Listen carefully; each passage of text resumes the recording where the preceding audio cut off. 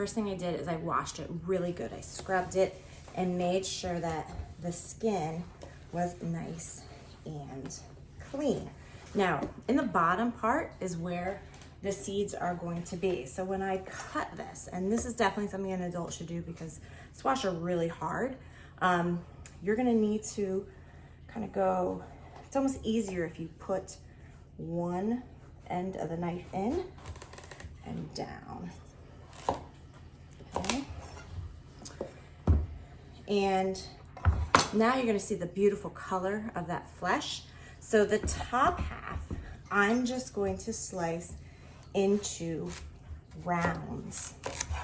And these rounds are what I'm going to be baking.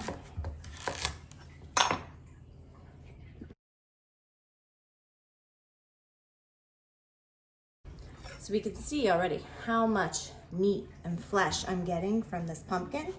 But now if I start working on the bulbous end, okay, I'm gonna keep slicing these little patties until eventually we're gonna kind of break open into, and I can feel it already, that center cavity of seeds, okay? At this point, I'm gonna use my scoop and I'm gonna scoop out these seeds, and I would definitely save these seeds for roasting because they are delicious. So now I've scooped my pumpkin seeds and I'm gonna save them because I like to have these. I'll clean the strings off of them, and then I love to roast pumpkin seeds with a little bit of salt. But my remaining piece of squash also needs to be cut up. So now this is completely emptied, and I'm going to flip it over. I'm going to carefully, I need to slice this into smaller pieces so I can fit it on my roasting pan. So basically it'll get cut in half, it'll get cut in quarters, and then cut into eighths. And like I said, be very careful. This way I have pieces that will fit in my roasting pan. So you can see all of this pumpkin flesh I have. So last thing before I roast it, I can certainly roast these slices the way they are.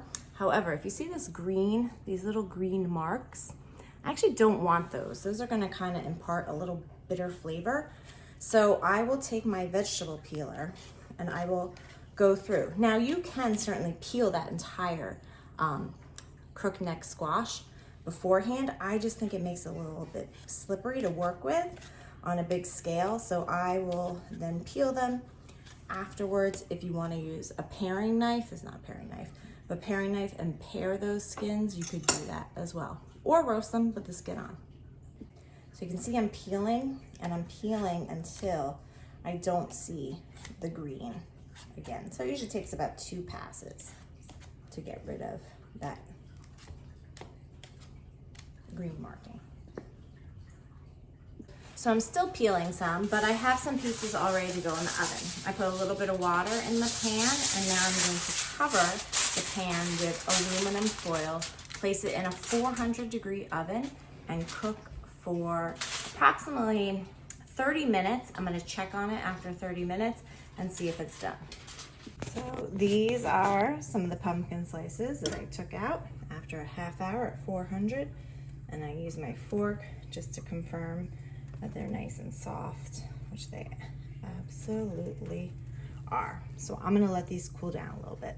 So after it cooked, I let it drain for about a half hour, and you can see the water that came out, and it's gonna be good to make my puree. Now you could make this puree by taking this pumpkin, put it in the food processor. The other thing that you could do is you could just in a bowl use a potato masher to make your puree as well. Either one will work. Here's all my puree. I mean, this filled like half of a gallon Ziploc. So I will have plenty to make the soup, to make muffins, and even have some extra to make some pies.